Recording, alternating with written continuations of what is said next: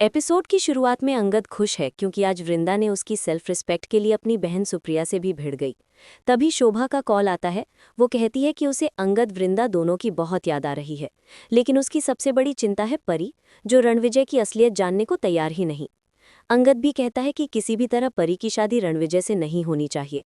तभी परी पीछे से उनकी बातें सुन लेती है और गुस्से में कहती है कि बेवकूफ़ वो नहीं बल्कि बाकी सब है।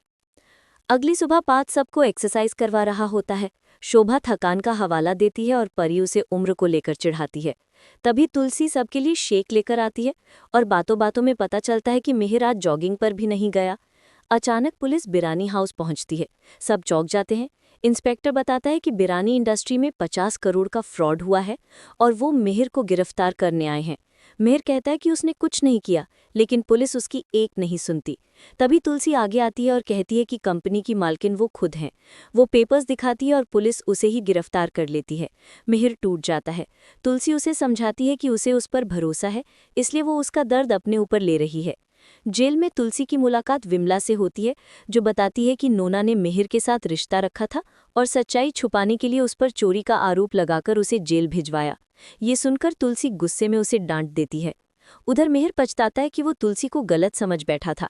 वो हेमंत को बेल की प्रक्रिया जल्दी करने को कहता है। इसी बीच अंगद नौकरी ढूंढकर थककर घर लौटता है। वृंदा उसके पैर दबाती है। फिर अंगद भी उसका दर्द कम करने के लिए उसके पैर दबाता है। वो बताता है कि उसे नाइट शिफ्ट में रेस्टोरेंट की नौकरी मिल गई है। एपिसोड के अंत में मिहिर बारिश में छाता लेकर तुलसी को घर ले जाता है। उन्हें देखकर दूर खड़ी नोना रो पड़ती है, क्योंकि उसे समझ आता है कि तुलसी ने मिहिर के लिए कितना बड़ा बलिदान दिया है और अब मिहिर उसके बारे में फिर कभी वैसा महसूस नहीं करेगा। और इसी के साथ एपिसोड खत्म हो जाता है। Thanks for watching.